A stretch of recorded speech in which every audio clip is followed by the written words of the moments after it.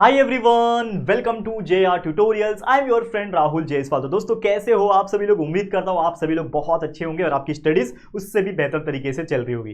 तो चलो दोस्तों फटाफट से ये मुझे बता दो कि यार आप लोग अपने पढ़ाई की शुरुआत कर चुके होंगे, नहीं कमेंट के माध्यम से बता देना। और जैसा कि आप जानते भी होंगे हमारा पूरा सिलेबस ऑलरेडी कंप्लीटेड है, व्हाइट बोर्ड के वीडियो सब चीज़ हमने पढ़ा के रखा हुआ है। और सिर्फ आपके स्टैंडर्ड नहीं बल्कि आपके छोटे स्टैंडर्ड 6, 7, 8 भी होंगे और आपके बड़े स्टैंडर्ड 10, 11, 12 भी होंगे। सारे के सारे chapter by chapter, lecture by lecture videos already completed है। लेकिन फिर भी हमने आपके लिए न्यू बैच चालू किया ताकि नए नए फ्रेश वीडियो, डिजिटल बोर्ड वाले वीडियोस आपको मिल सके। तो स्टार्ट हम करेंगे। तो ऑलरेडी हमने मैथ्स 1 के एक चैप्टर जिसका नाम था सेट अभी तक कंप्लीट कर दिया है। तो अगर आपने नहीं देखा है वो जाके चेकआउट कर सकते हो, फ्रेश वीडियो है। और मैथ्स 2 का स्टार्ट किया था हमने एक नया चैप्टर जिसका नाम था basic concept of geometry, first chapter जिसका एक लेक्चर हमने कंप्लीट करा दिया था। अगर आपने नहीं देखा लेक्चर नंबर 1 भी जरूर से जाके देख लेना। आज हमारे लेक्चर नंबर 2 हम डिस्कस करेंगे जिसमें हम देखेंगे कि क्या जो बेसिक कॉन्सेप्ट है ज्योमेट्री के अंदर इसमें क्या क्या चीजें हैं। इसमें हम देखेंगे लाइन सेगमेंट्स क्या होता है, इसमें हम देखेंगे कुछ उसके प्रॉपर्टीज के बारे में और उसी के बेस पे ये हमारा प्रैक्टिस सेट 1.2 जो है उसको हम सॉल्व करेंगे। तो आप लोग बस मेरे साथ बने रहना और एंड तक ये वीडियो देखते रहना। तो चलिए शुरू करते हैं हम लोग। तो ऑलरेडी फर्स्ट लेक्चर में हमने सब चीज कंप्लीट कर दिया था, लेक्चर नंबर 1 तक। आज हम देखने वाले हैं हमारा सेकेंड लेक्चर में जिसका नाम है पहले प्रॉपर्टीज। तो प्रॉपर्टीज क्या है? बहुत सारी ऐसी चीजें होती है लाइंस के बारे में, सेगमेंट्स के बारे में आपको पता होना चाहिए। तो एक एक करके डिस्कस करेंगे। जैसे कि आप जानते हो लाइन सेगमेंट का मतलब कोई भी एक लाइन दिया होगा जिसके दो एंड पॉइंट होते हैं, एक बी, पी, क्यू, कुछ भी हो सकता है नाम, तो उसको बोलते हैं हम लोग लाइन सेगमेंट। तो लाइन सेगमेंट का बेसिक रूल क्या है? जो भी इसका लेंथ रहेगा, यानी ए बी का जो भी लेंथ रहेगा, जैसे मान लो कि आपको दिया हुआ है कि ये 3 सेंटीमीटर का लाइन है, तो लेंथ ऑफ ए बी क्या हो जाएगा? 3 सेंटीमीटर हो जाएगा। क्या हो जाएगा? 3 सेंटीमीटर हो जाएगा। तो ए बी जो है उसको हम लोग ए बी भी लिख सकते हैं, बी ए भी लिख सकते हैं। जो डिस्टेंस ऑफ ए बी रहेगा वो डिस्टेंस ऑफ बी ए रहेगा, सेम ही रहेगा। और कुल मिला के उसका जो लेंथ रहेगा वही उसका डिस्टेंस होता है। वी नो दैट जो भी डिस्टेंस है मतलब उसका लेंथ हो गया, ठीक है। फिर उसके बाद है अगला जो टॉपिक है दैट इज रे ए बी। रे का मतलब क्या होता है? कभी भी एक एंड पॉइंट से शुरू होता है और एक रे निकलता है, एक एरो की तरफ किसी एक पर्टिकुलर डायरेक्शन में अगर कोई लाइन निकल रही है जिसमें आगे एरो दिया होता है, इसको हम लोग रे बोलते हैं। लाइन सेगमेंट में फर्क क्या है? दोनों तरफ एंड पॉइंट है, दोनों तरफ पॉइंट दिया हुआ है, दैट इज लाइन सेगमेंट। इसको हम लोग क्या बोलेंगे? रे। क्यों रे? क्योंकि इसमें एक एंड पॉइंट होता है, जैसे ए मेरा क्या है? एंड पॉइंट है, और वहां से निकलता हुआ एक एरो है जिसको हम लोग रे बोलते हैं। तो जिसमें ए और बी और क्यू जो है वो एक लाइन में, माफ करना ये क्यू है, ठीक है। तो ए बी और क्यू एक लाइन में दिया हुआ है तो इसको रे बोलते हैं। उसी प्रकार है कॉन्ग्रुएंट सेगमेंट। कॉन्ग्रुएंट का मतलब मैंने बताया था इक्वल। तो क्या होता है? कभी भी दो सेगमेंट आपको दिया होगा, जैसे ए बी दिया है, सी डी दिया हुआ है, तो हमको पता है कि दोनों का जो लेंथ है वो सेम है। तो अगर लेंथ ऑफ ए बी जो रहेगा वो इक्वल रहेगा लेंथ ऑफ सी डी का, यानी ए बी का लेंथ 3 सेंटीमीटर मान लो, सी डी का जो लेंथ है वो भी 3 सेंटीमीटर, तो दोनों क्या हो जाएंगे? इक्वल हो जाएंगे। और अगर दोनों इक्वल है तो इसका मतलब जो सेगमेंट ए बी है और सेगमेंट सी डी है ये क्या हो जाएंगे? एक दूसरे को कॉन्ग्रुएंट हो जाएंगे। क्या हो जाएंगे? कॉन्ग्रुएंट। याद रहेगा कि अगर दोनों लाइन सेगमेंट का जो लंबाई है, जो लेंथ है वो इक्वल है तो दोनों सेगमेंट क्या हो जाएंगे? कॉन्ग्रुएंट हो जाएंगे। उसी प्रकार चौथा प्रॉपर्टी क्या है? Properties of congruent segment. क्या बोलता है प्रॉपर्टीज ऑफ कॉन्ग्रुएंट सेगमेंट? इसमें 3 प्रॉपर्टी आती है। एक है रिफ्लेक्सिविटी, दूसरा है सिमेट्री, तीसरा है ट्रांजिटिविटी। ये होता क्या है? देख लो। रिफ्लेक्सिविटी मतलब कोई भी लाइन सेगमेंट खुद से कॉन्ग्रुएंट हो सकता है। Line A B is congruent to itself, line A B is congruent to A B ही रहेगा। अगला है सिमेट्री। सिमेट्री का मतलब क्या होता है कि अगर ए बी है सीडी से कॉन्ग्रुएंट है, जैसे यहां पे देखो ये ए बी है, सीडी से कॉन्ग्रुएंट है, तो सीडी भी तो ए बी से कॉन्ग्रुएंट है। अगर मैं किसी से कॉन्ग्रुएंट हूं तो वो भी तो मेरे से कॉन्ग्रुएंट है, तो इसी को बोलते हैं सिमेट्री। यानी A B congruent to CD, then CD is also congruent to A B, तो बोलते हैं सिमेट्री। और एक होता है ट्रांजिटिविटी, जिसमें 3 चीज आ जाती है, मतलब 3 लाइन आ गया। जैसे मैं ए बी हूं तो ए बी सी डी से कॉन्ग्रुएंट है, ठीक है, ए बी सी डी से कॉन्ग्रुएंट है, सी डी ई एफ से कॉन्ग्रुएंट है। तो पहला वाला तीसरा से कॉन्ग्रुएंट हो जाएगा। याद है हम लोग बचपन में पढ़ते थे, अगर triangle 1 is congruent to triangle 2 and triangle 2 is congruent to triangle 3, then triangle 1 and triangle 3 is also congruent. उसी प्रकार का कांसेप्ट है भाई। ये यहाँ पे ए बी सी डी से कॉन्ग्रुएंट है, सी डी ई एफ से कॉन्ग्रुएंट, तो क्या हो जाएगा? ए बी मेरा ई एफ से ऑटोमेटिकली क्या हो जाएगा? कॉन्ग्रुएंट हो जाएगा। समझ में आ गया? उसी प्रकार के और 2 प्रॉपर्टीज है, इसको देख लो, सीधा प्रैक्टिस सेट पे लेके चलता हूं आपको। सी है मिड पॉइंट्स ऑफ सेगमेंट। कोई भी एक लाइन सेगमेंट दिया है, उसका एग्जैक्टली बीचों बीच में एक पॉइंट अगर है तो उसको बोलते हैं मिड पॉइंट। क्या बोलते हैं? Mid point. जैसे ए बी मेरा एक सेगमेंट है, बीचों बीच एक पॉइंट आ गया एम, तो मतलब क्या कर दिया? उस एम पॉइंट ने उस लाइन सेगमेंट को 2 हिस्सों में तोड़ दिया, ठीक है। तो एम क्या हो जाएगा? मिड पॉइंट हो जाएगा, जिसके हेल्प से हम लोग क्या बोल सकते हैं कि ए एम और एम बी एक दूसरे को कॉन्ग्रुएंट हो जाएंगे। A M is congruent to M B. और इसको कैलकुलेशन भी कर सकते हैं। मान लो कि आपको कोई पूछता है कि भाई A B A M calculate करके दिखाओ, तो हमको पता है कि ए एम जो है वो बराबर है एम बी के।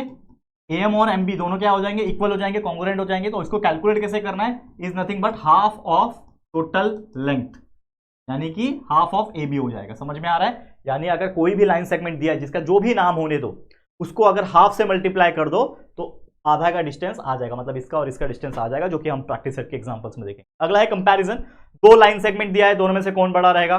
अगर मान लो ये 3 सेंटीमीटर, ये 4 सेंटीमीटर, तो जो बड़ा है वो तो बड़ा ही है, तो उसको ये वाले सिंबल से greater than equal to, less than equal to, वो सब सिंबल आपको पता ही है, उससे हमें डिनोट करना है। उसके ऊपर भी क्वेश्चंस आते हैं, 2 सेगमेंट दिया रहेगा और पूछेगा पता लगाओ कि कौन सा बड़ा है, कंपेयर करो, बहुत ईजी होता है। नेक्स्ट है परपेंडिकुलर। ये तो आप जानते होंगे, कोई भी लाइन सेगमेंट एक दूसरे को परपेंडिकुलर हो सकता है, जैसे कि यहाँ पे ए बी मेरा परपेंडिकुलर है सी डी से, तो उस प्रकार से कोई भी चीज हो सकती है। तो ये आपको बेसिक प्रॉपर्टीज है जो एक बार नजर घुमा लेने हैं, जिसका इस्तेमाल हम लोग करेंगे हमारे प्रैक्टिस सेट के एग्जाम्पल्स में। तो चलो चलते हैं प्रैक्टिस सेट के एग्जाम्पल्स को सॉल्व करने के लिए। अब मजा आएगा बिडू, ठीक है? अब मजा आने वाला है। चलो question number 1, practice set number 1.2 क्या है? एक यहाँ पे क्वेश्चन दिया हुआ है कि एक टेबल दिया हुआ है जिसमें पॉइंट जो है नंबर लाइन के कोऑर्डिनेट्स का रिप्रेजेंटेशन है, और हमें बोल रहा है decide whether the pair of segment given below the table are congruent और नॉट। मतलब ये जो 2 सेगमेंट दिया है, सेगमेंट डीई और सेगमेंट ए बी, ये एक दूसरे को कॉन्ग्रुएंट है कि नहीं। लेकिन आप पूछ रहे होगे कि सर यहाँ पे सेगमेंट तो कहीं दिख रहा नहीं हमको, लेकिन यहाँ पे ये लोगों ने दिमाग क्या लगाया, आप लोग को थोड़ा सा एक्स्ट्रा मेहनत करने के लिए दिया है। आपने इसके पहले जो प्रैक्टिस सेट पढ़ा था उसमें क्या होता था, याद है? आपको 2 पॉइंट्स दे होते थे, 2 पॉइंट्स के अलग अलग कोऑर्डिनेट्स होते थे, उन कोऑर्डिनेट्स को हम लेते थे, जो बड़ा होता था उसको उससे माइनस करके हमें एक डिस्टेंस मिलता था। तो सबसे पहले हम क्या करेंगे, सेगमेंट डीई का डिस्टेंस और सेगमेंट ए बी का डिस्टेंस निकालेंगे, और उसके बाद वो दोनों सेगमेंट को लेंगे और फिर जाके हम ये देखेंगे कि वो दोनों कॉन्ग्रुएंट है कि नहीं। तो कैसे सॉल्व करेंगे? तो स्टेप नंबर 1 हम लोग क्या बोल सकते हैं, पहले हम लोग लेंगे सेगमेंट डीई, ठीक है? तो सेगमेंट डीई का हम लोग क्या निकालने वाले हैं, यहाँ पे सेगमेंट डीई का हम लोग लेंथ निकालने वाले। तो उसके लिए हमें क्या चाहिए, कोऑर्डिनेट चाहिए। तो कोऑर्डिनेट्स डीई के लिए कोऑर्डिनेट्स कौन सा हो जाएगा, एक कोऑर्डिनेट्स रहेगा डी का और एक कोऑर्डिनेट्स रहेगा ई का, कोऑर्डिनेट्स ऑफ ई। तो डी का कोऑर्डिनेट्स कितना दिया है, देखो डी का दिया है -7, डी का है -7 और ई का कितना दिया है 9, लिख दिया, डी और ई का लिख दिया। अब हमें देखना होता है कि कौन सा बड़ा है एक दूसरे से। तो यहाँ पे एज 9 इज ग्रेटर देन -7, ये याद आ रहा है कि नहीं? प्रैक्टिस सेट 1.1 में सेम ऐसे ही किया हुआ है हमने। तो 9 इज ग्रेटर देन -7, तो हम लोग को क्या निकालना है, डिस्टेंस ऑफ डी निकालना है। तो distance of DE is nothing but जो बड़ा है वो लेना है, यानी 9 माइनस और जो छोटा है वो ले लेना है, ठीक है? तो 9 माइनस -7, तो देयरफॉर हम लोग क्या बोल सकते हैं, हमें मिल गया। और distance of D is nothing but the length of D ना, हमने अभी भी पढ़ा प्रॉपर्टीज में, जो भी डिस्टेंस रहेगा वो उसका लेंथ होता है। तो डिस्टेंस ऑफ डी मतलब क्या हो गया, लेंथ ऑफ डी कितना आ जाएगा यहाँ पे, that is 9 minus -7, minus minus plus, 9 + 7 = 16। तो आ गया हमारा आंसर कि लेंथ ऑफ डीई जो है वो आ गया 16, ठीक है? लेंथ ऑफ डीई क्या आ गया, 16। इसको मैं नाम देता हूं इक्वेशन नंबर 1, ठीक है? इक्वेशन नंबर 1 यहां पे मैंने नाम दे दिया। क्लियर? यहां तक तो कोई दिक्कत नहीं हुआ रहेगा बच्चा, ठीक है? अब उसी प्रकार दूसरा सेगमेंट है, हम ले रहे हैं यहाँ पे, ये फर्स्ट हमने लिया था, ठीक है? ये फर्स्ट हमने सेगमेंट डी लिया था, और उसी प्रकार मैं ले रहा हूं सेगमेंट ए बी। अब सेगमेंट ए बी में भी 2 कोऑर्डिनेट है, एक ए है और एक बी है। तो हम लोग दोनों के कोऑर्डिनेट सबसे पहले लिखेंगे। तो लिखेंगे हम लोग coordinates of A is equal to, and नीचे coordinates of B is equal to. A के कोऑर्डिनेट कितना है, ए का है -3, लिख दिया। बी का कितना है बच्चा, 5। बड़ा कौन है, एज 5 इज ग्रेटर देन -3, 5 बड़ा है -3 से। तो हम लोग निकालना क्या चाहते हैं, डिस्टेंस ऑफ ए बी निकालना चाहते हैं ना, बराबर। Distance of A B is equal to 5, जो बड़ा है वो माइनस ऑफ -3, ठीक है? तो क्या हो जाएगा, लेंथ ऑफ ए बी इस प्रकार से निकलेगा हम लोग को। तो लेंथ ऑफ ए बी है ना, ये डिस्टेंस ऑफ ए बी मतलब लेंथ ऑफ ए बी, तो इज इक्वल टू 5 माइनस -3 मतलब 5 + 3 इज इक्वल टू 8। तो लेंथ ऑफ ए बी हमें मिल गया 8, और इसको नाम दे दो इक्वेशन नंबर 2। क्वेश्चन हमें क्या पूछा है, वापस से हम थोड़ा नजर डालेंगे क्वेश्चन की तरफ। अगर आप ध्यान दोगे तो हमें ये जो इतना किया हमने, ये क्यों किया, क्योंकि हमें क्वेश्चन पूछा था कि पता लगाओ कि ये जो सेगमेंट डीई है और सेगमेंट ए बी है, ये कॉन्ग्रुएंट है कि नहीं। क्वेश्चन देखो क्या बोल रहा है, given below the table are congruent और नॉट। और कोई भी 2 सेगमेंट कॉन्ग्रुएंट कब हो सकते हैं, अभी अभी हमने प्रॉपर्टी पढ़ा इसके पहले, याद है? देखो यहाँ पे प्रॉपर्टी पढ़ा, कॉन्ग्रुएंट कहां गया, कॉन्ग्रुएंट कब हो सकते हैं, जब दोनों का दोनों length of A B is equal to length of C D, मतलब दोनों के दोनों लाइन सेगमेंट का जो लेंथ है कॉन्ग्रुएंट होना चाहिए, माफ करना, इक्वल होना चाहिए, तब जाके वो कॉन्ग्रुएंट होगा। तो यहां पे आप देख सकते हो कि इक्वेशन नंबर 1 में आप देखो कि लेंथ ऑफ डी जो है वो 16 है, and length of A B is equal to 8 है, मतलब दोनों के दोनों जो लाइन सेगमेंट है इसका जो लेंथ है वो अलग अलग है, मतलब सेम नहीं है। तो हम लोग क्या बोल सकते हैं, हम लोग ये बोलेंगे बच्चा, क्या बोलेंगे, फ्रॉम इक्वेशन नंबर 1 एंड 2, ये दोनों इक्वेशन से 1 और 2 से हमें ये पता चलता है कि जो लेंथ ऑफ डीई है लेंथ ऑफ डीई है is not equal to length of A B.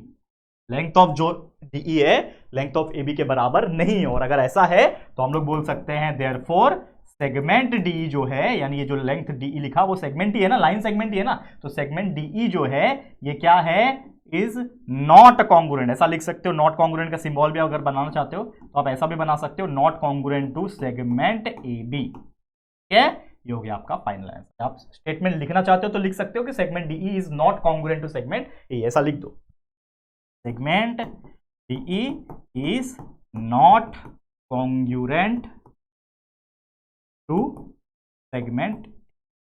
Question पूछा था कि कॉन्ग्रुएंट है या नहीं, तो कॉन्ग्रुएंट नहीं है। ये था हमारा पहले क्वेश्चन का पहला।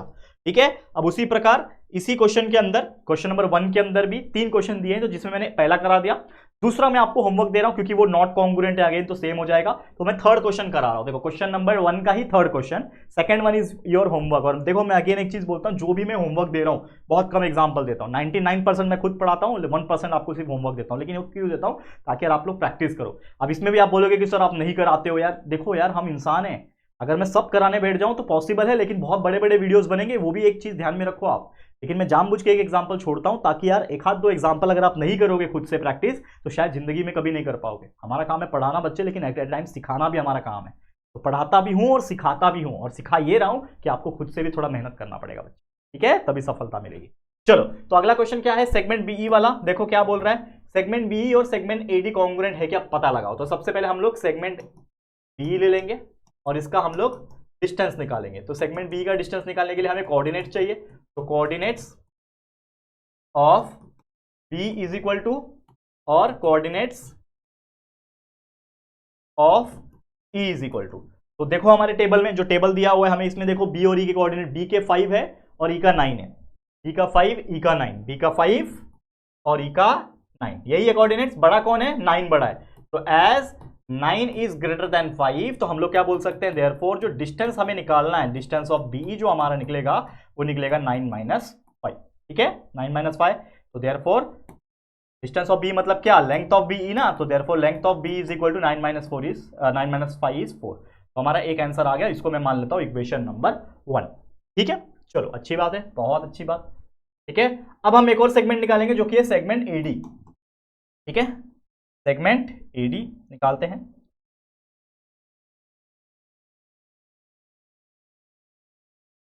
सेगमेंट एडी, अब सेगमेंट एडी निकालने के लिए हमें भी दो कोऑर्डिनेट चाहिए यहाँ पे, तो कोऑर्डिनेट्स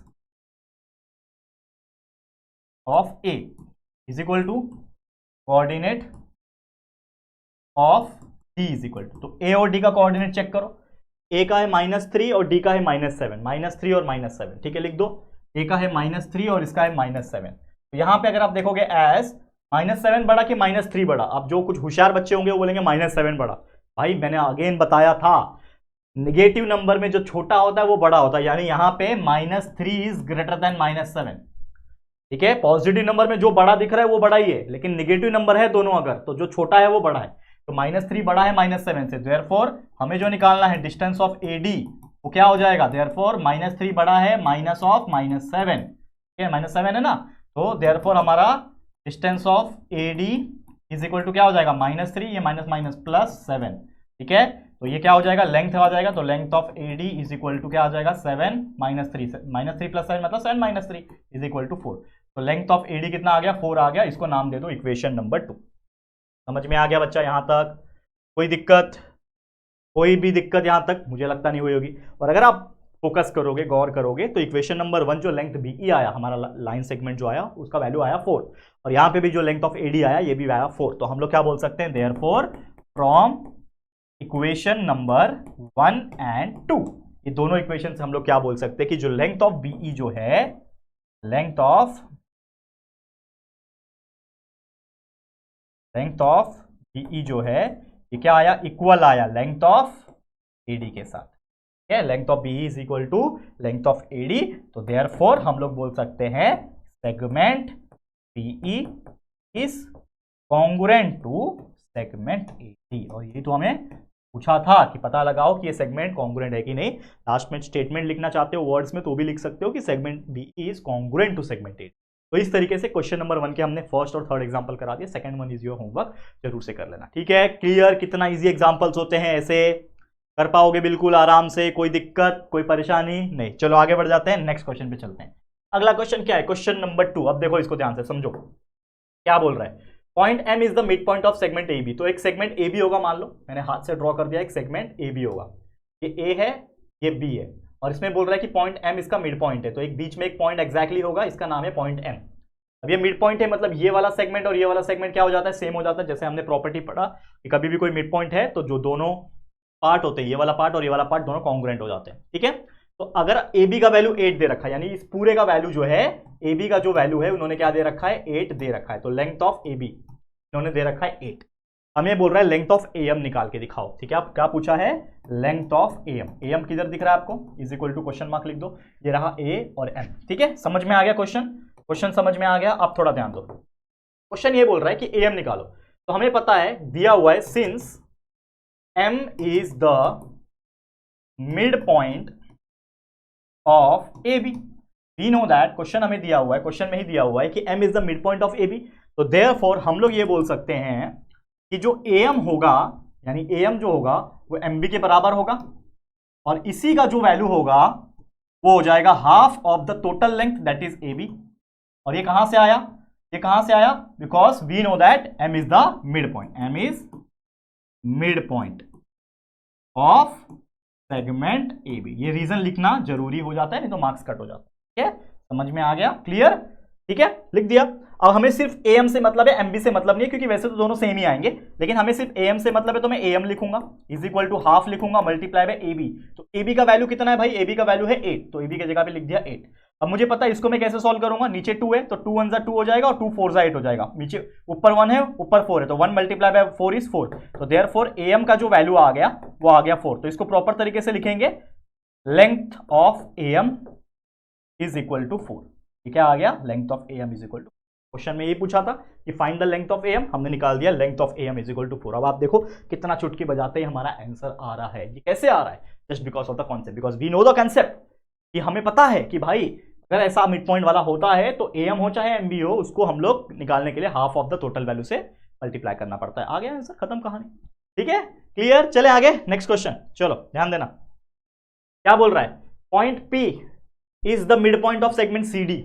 पॉइंट पी है, सी डी का मिड पॉइंट है, तो अगेन एक लाइन सेगमेंट बना दो जिसका नाम है सी डी। ये सी, ये डी। आप लोग स्केल से बनाना, मैं हाथ से बनाता हूं, और इसके बीच में एक मिड पॉइंट है, इसका नाम क्या है? पी। बना दिया, तो ऑब्वियसली पी मिड पॉइंट है, तो ये वाला लाइन और ये वाला लाइन कॉन्ग्रुएंट हो जाएंगे। सीपी का वैल्यू है 2.5। Where is CP? इस सीपी का वैल्यू जो है वो इन्होंने दे रखा है 2.5। ठीक है, ये इतना जो वैल्यू है, इतना वैल्यू 2.5 दे रखा है, लिख दो पहले तो length of CP is given as 2.5, और हमें क्वेश्चन पूछा है find the length of C D. Find length of, मतलब इस पूरे बड़े वैल्यू का क्वेश्चन निकाला है, मतलब ये एक तरीके से क्वेश्चन नंबर 2 का उल्टा पूछा है। क्वेश्चन नंबर 2 में क्या पूछा था? आपको पूरा बड़ा, जो जितना बड़ा लाइन था उसका वैल्यू दिया था और उसको आधा आपको पूछा था। यहां पे आपको आधा दिया और आपको पूरा पूछा है, तो कितना सिंपल हो गया, सेम वही फॉर्मूला लगेगा, बिकॉज वी नो दैट, क्या पता हम लोग को? वी नो दैट कि यहां पे P is the midpoint of segment CD। P मेरा मिड पॉइंट है सेगमेंट CD का, तो देयरफॉर हम लोग ये बोल सकते हैं कि जो CP होगा या फिर PD जो होगा, CP जो होगा या फिर PD जो होगा, वो इक्वल होगा half of the total value जो कि है CD, बराबर, half of the total value CD। और ये क्यों आया? Because we know P is the midpoint, P is the midpoint of segment CD। ये लिखना थोड़ा सा जरूरी हो जाता है, रीजन। ठीक है, तो हमें सिर्फ सीपी से मतलब है, बिकॉज पीडी का कुछ मतलब नहीं है यहाँ पे, तो सिर्फ सीपी रखूंगा, तो CP is equal to half of CD. CP का वैल्यू मैं जानता हूं, सीपी का वैल्यू है 2.5, ठीक है, is equal to half of CD. हमें क्या चाहिए? सीडी का वैल्यू चाहिए।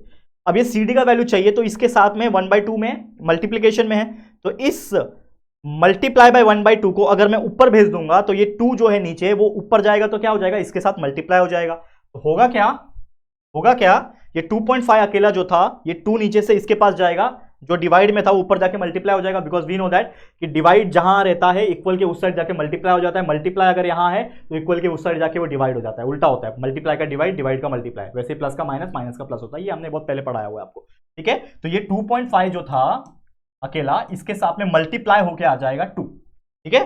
ये डिवाइड में जो 2 था वो इसके साथ मल्टीप्लाई में 2 आ गया, बीच में है इक्वल आ गया, और यहां पे 1 तो पहले से ही था, multiply by C D, 1 multiply by C D, 2.5 multiply by 2, 2.5 multiply by 2 मतलब 5 होता है, is equal to 1 multiply by C D is equal to C D, सीधा कर लो, therefore C D is equal to 5, और इसको और अच्छे से प्रॉपर तरीके से लिख दो कि length of C D is equal to 5, यही हमें पूछा था, देखो लेंथ ऑफ सी डी निकालो, निकाल के दिखा दिया, कितना ईजी था आप बताओ, है कि नहीं बच्चा, क्लियर है। तो इस तरीके से हम लोग को सॉल्व करना है और आंसर निकालना है। चलो अगला क्वेश्चन क्या बोल रहा है, if A B is equal to 5 centimetre, BP is equal to 2 centimetre, AP is equal to 3.4 centimetre, 3 segment दिया और कंपेयर करने बोल रहा है, बहुत इजी है क्वेश्चन, ठीक है। चलो 3 क्वेश्चन ड्रॉ करेंगे, पहले तो ए बी 5 सेंटीमीटर है, समझ लो ये ए बी 5 सेंटीमीटर होगा, उसके बाद दिया हुआ है बीपी, ये दिया हुआ है 2 सेंटीमीटर, ठीक है ना, ये समझ लो बीपी दिया हुआ है 2 सेंटीमीटर, और एक और दिया है एपी जो कि है 3.4 सेंटीमीटर, ठीक है। ये मैंने अपने अंदाज के हिसाब से बना दिया बच्चा, ठीक है। क्या है सबसे पहला ए बी, ये ए बी सबसे बड़ा दिख रहा है मेरे को 5 सेंटीमीटर का, ठीक है, लिख दिया 5 सेंटीमीटर। दूसरा बीपी मैंने बना दिया, आप लोग स्केल से बना लेना, आप लोग बराबर जो मेजरमेंट दिया है उसके हिसाब से बना सकते हो, आपको खुद आइडिया लग जाएगा, तो मैंने अपने तो हाथों से ही बनाया, कोई बात नहीं। दूसरा दिया है बीपी, ये है बी पी कितना है 2 सेंटीमीटर, मात्र 2 सेंटीमीटर, और तीसरा है एपी, ए पी है ना, ये एपी दिया हुआ है, कितना दिया हुआ है एपी आ गया 3.4 सेंटीमीटर। अब आप खुद देख के बोल सकते हो ये तीनों में से सबसे बड़ा कौन है, ए बी है, लेकिन हमें कंपेयर करके दिखाना पड़ेगा, तो हम लोग बोल सकते हैं कि भाई सिंस जो वैल्यू हमें पता है, क्या वैल्यू पता है कि भैया सबसे जो छोटा वैल्यू है वो 2 सेंटीमीटर है, ठीक है, तो ये वाला सिंबल यूज करेंगे सबसे छोटा। बीच में कौन है, बीच का वैल्यू कौन सा है 3.4, और उससे बड़ा सबसे बड़ा कौन है 5, तो हम लोग क्या बोल सकते हैं कि सिंस 2 इज, या फिर ऐसा बोल सकते हो कि 5 is greater than 3.4, 3.4 is greater than 2, तो इसके हिसाब से हम लोग बोल सकते हैं देयरफॉर लेंथ ऑफ, ये 2 किसका है, 2 है लेंथ ऑफ बीपी, तो लेंथ ऑफ बीपी हो गया, बीबी लिख दिया देखो बीपी हो गया, लेस देन का सिंबल, ये 3.4 किसका है, 3.4 है एपी का, तो length of AP, length of AP, less than वाला सिंबल, और 5 किसका है, एबी का है, तो लेंथ ऑफ एबी, ठीक है। तो हमें ये पता चल गया कि जो लेंथ ऑफ बीपी है वो छोटा है लेंथ ऑफ एपी से, और ये छोटा है लेंथ ऑफ एबी से, तो हम लोग क्या बोल सकते हैं, देयरफॉर हम लोग क्या बोल सकते हैं, हम लोग बोल सकते हैं कि लेंथ ऑफ बीपी क्या है, BP is nothing but, BP क्या है, सेगमेंट है ना, तो segment BP is smaller than segment AP, AP है ना, ये इज स्मॉलर देन सेगमेंट, फिर हो गया तीनों का, खत्म कहानी, दिस इज द आंसर, कितना इजी है। तो हमने ये तीनों के तीनों लाइन सेगमेंट को कंपेयर करके दिखा दिया कि कौन छोटा, कौन बड़ा, कौन बीच में आ रहा है, इस प्रकार से हमने आसानी से सॉल्व करके दिखा दिया, क्लियर। तो इससे सिंपल और कुछ नहीं हो सकता। चलते हैं हमारे अगले क्वेश्चन पे। नेक्स्ट क्वेश्चन क्या बोल रहा है, देखो क्वेश्चन नंबर 5, ये थोड़ा सा मजेदार क्वेश्चन होने वाला है, देखो अगर इसको ध्यान से समझोगे तो आपको काफी ज्यादा मजा आएगा।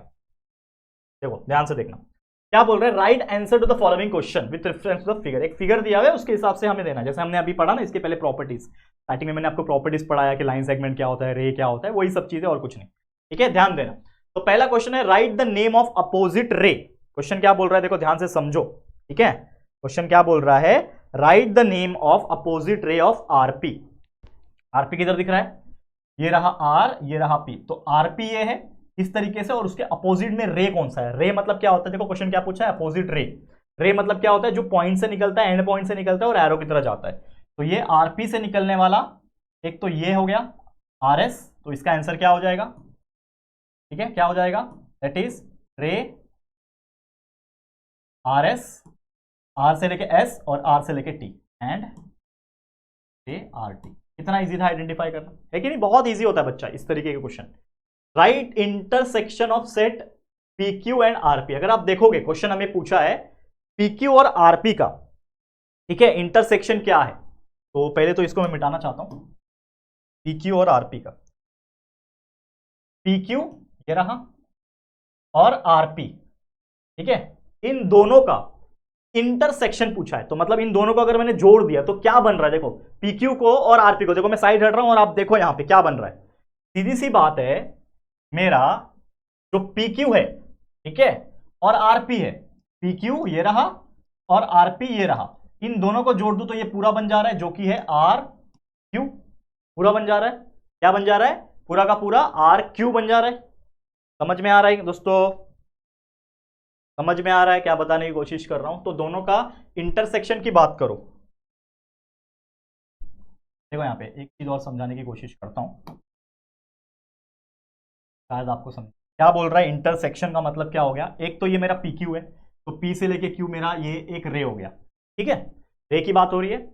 उसके बाद बोला है रे आरपी, तो आर से लेके पी हो गया, ठीक है, ठीक है, समझ में आ रहा है। तो हमें बोल रहा है इंटरसेक्शन क्या है, मतलब कौन सा ऐसा पॉइंट है जो इंटरसेक्ट हो रहा है, right the intersection set of रे पी क्यू। तो ये पी क्यू और आरपी का जो इंटरसेक्शन है वो पी क्यू ही है। यहां पे अगर आप देखोगे तो आप लिख सकते हो दैट इज पी क्यू, फिर आर से लेके क्यू भी है, आर क्यू भी लिख सकते हो, तो इस प्रकार से आपको लिखना है। नेक्स्ट है right the union set of P Q and Q R. Union set क्या है पी क्यू और क्यू आर का, देखो पी क्यू कहां गया, ये रहा पी क्यू अगेन, ठीक है, और क्यू आर किधर रहा, ये पूरा, ये पूरा, इसका यूनियन मतलब एक ही बार जो बड़ा सेट है वो क्या है, पूरा का पूरा क्यू आर है, ठीक है ना, पूरा का पूरा क्या है क्यू आर।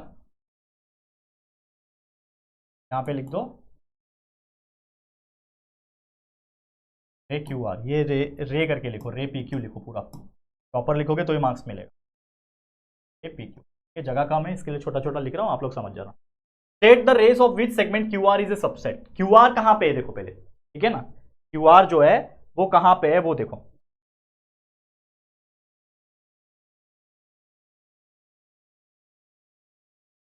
तो मिटाऊं पहले, ये भी क्लीन हो गया। अब देखो क्या बोल रहा है, state the rays of which segment Q R is a subset. तो क्यू आर मतलब ये वाला, ठीक है, ये मेरा क्यू आर दिख रहा है आपको, ठीक है।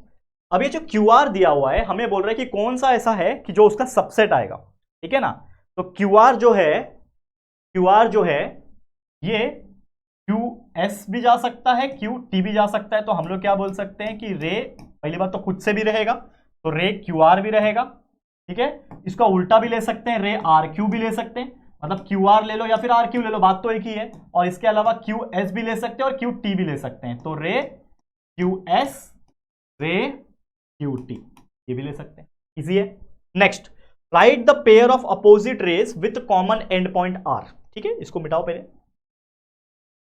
देखो यहां पे write the pair of opposite ray with common end point R. तो आर एंड पॉइंट है, यहां से इस तरफ भी अपोजिट जा रहा है, इस तरफ भी अपोजिट जा रहा है, तो आर से लेके पी हो सकता है, आर से लेके क्यू भी हो सकता है, तो रे आर पी, रे आर क्यू भी हो सकता है, और वैसे ही रे आर एस और आर टी भी हो सकता है, आर एस आर भी हो सकता है, clear. Opposite ray common end point क्या था, आर था, तो इस तरीके से हमने यहां पे बता दिया, क्लियर।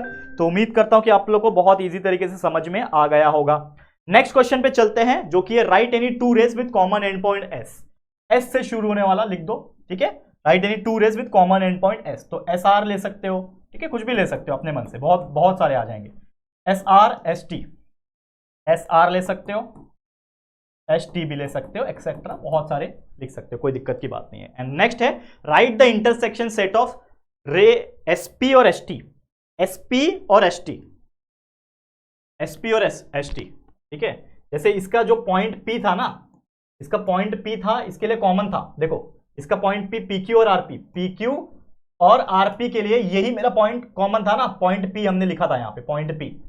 वैसे ही यहां पे एसपी और एस टी, एसपी और एसटी के लिए कॉमन पॉइंट कौन सा, ये वाला, तो पॉइंट एस, ठीक है, पॉइंट एस, क्लियर। तो इस प्रकार से ऐसे क्वेश्चंस आते हैं, काफी मतलब ऐसा देखा जाए तो बहुत इजी होते हैं, ना के बराबर ही आते हैं, लेकिन फिर भी अगर ऐसे क्वेश्चंस आएंगे तो आप लोग को अटेम्प्ट करना है। हम चलते हैं हमारे आखिरी क्वेश्चन की तरफ। तो let's talk about the last question here, question number 6, answer the following question with the help of this figure. ये फिगर की हेल्प से हमें क्वेश्चन का आंसर करना है।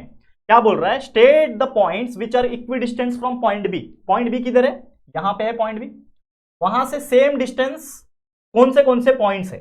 तो पहली बात तो बी से लेके देखो हर एक के बीच में दो दो का गैप है, ए से लेके बी 2 का गैप है, बी से सी 2 का गैप है, सी से ही 2 का गैप दिख रहा है, जो कि हमको देख के भी पता चल रहा है। तो हम लोग क्या बोल सकते हैं कि जो हमारा क्वेश्चन नंबर 1 का जो आंसर है, मैं यहीं भी करके दिखाता हूं।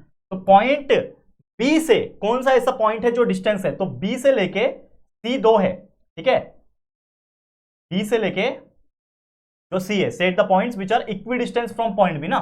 तो इक्वी डिस्टेंस के लिए हम लोग क्या बोल सकते हैं कि बी से लेके सी भी है हमारा पॉइंट, ठीक है ना, समझ में आ रहा है,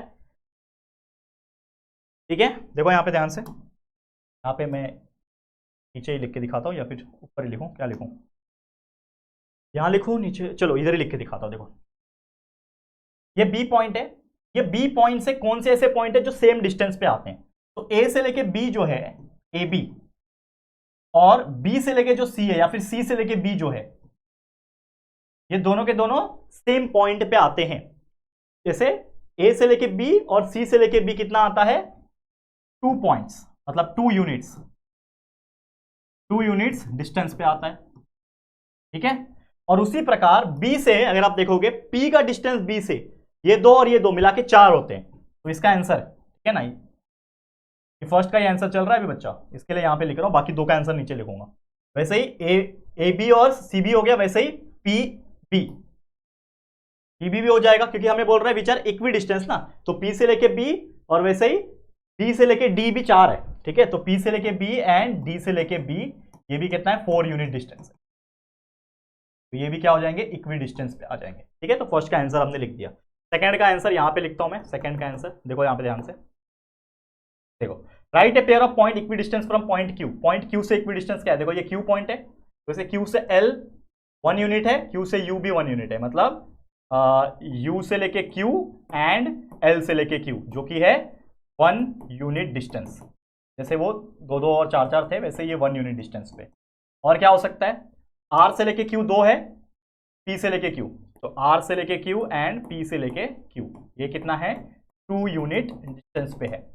ये हो गया हमारा सेकंड क्वेश्चन का आंसर। कितना इजी है।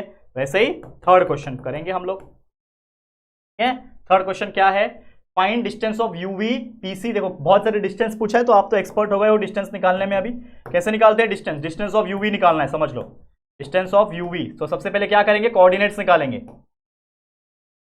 कोऑर्डिनेट्स ऑफ यू और कोऑर्डिनेट्स ऑफ वी। तो u का कोऑर्डिनेट्स कहां है, ये -4 होगा, तो ये ऑब्वियसली क्या होगा, पहले तो भाई इसमें लिख दो, ये अगर 0 है तो ये होगा -1, ये -2, ये -3, ये -4, ये -5 होगा। ये 0 है तो ये 1 होगा, ये 2 होगा, ये 3 हो गया, ये 4 हो गया। तो पहले हमने नंबर लाइन में लिख दिया। तो कोऑर्डिनेट्स ऑफ u कितना है, u है -5, ठीक है। v कितना है, v है 4, बड़ा कौन सा है, 4 बड़ा है, तो as 4 इज ग्रेटर देन -5, तो हम लोग क्या बोल सकते हैं, therefore डिस्टेंस ऑफ u जो हमने निकालना है, तो distance of u v is nothing but बड़ा माइनस छोटा, मतलब 4 minus -5, 4 minus -5 that is nothing but 4 + 5 that is equal to 9। तो हमारा डिस्टेंस ऑफ u v हमने निकाल दिया 9। तो एक चीज हमने निकाल दिया डिस्टेंस ऑफ यूवी, उसी प्रकार आप पीसी वीबी एंड यूएल ये आप लोग निकालोगे। ये मैं आपके लिए छोड़ रहा हूं होमवर्क के तौर पे, बहुत इजी है, ये हमने कई बार आपको सॉल्व करके दिखाया है कि how to find the distance, बहुत इजी। तो इस तरीके से पूरे के पूरे प्रैक्टिस सेट 2.2 को हमने सॉल्व करके दिखा दिया, हर एक कंसेप्ट सिखा दिया, और उम्मीद करता हूं आप लोगों को बहुत अच्छी तरीके से समझ में आ भी गया होगा। तो आज के लिए इतना ही, इसी के साथ ये वीडियो को मैं एंड करता हूं। बस एक छोटा सा प्रैक्टिस सेट रह गया है, उसको भी फटाफट से लेकर आ जाऊंगा और ये चैप्टर भी हमारा कंप्लीट हो जाएगा। तो बस आप लोग बने रहो और प्यार देते रहो और पढ़ाई करते रहो, ठीक है। तो आज के लिए इतना ही। ये वीडियो अगर आपको अच्छा लगा है तो प्लीज वीडियो को लाइक कर देना, शेयर कर देना अपने सभी दोस्तों के साथ, और अगर पहली बार आए हो चैनल पे तो फटाफट से हमारे चैनल को सब्सक्राइब करके बेल आइकन को भी प्रेस कर देना, ठीक है दोस्तों। तो चलो फिर जल्दी मिलेंगे फिर एक और न्यू वीडियो में, तब तक के लिए thank you and good bye.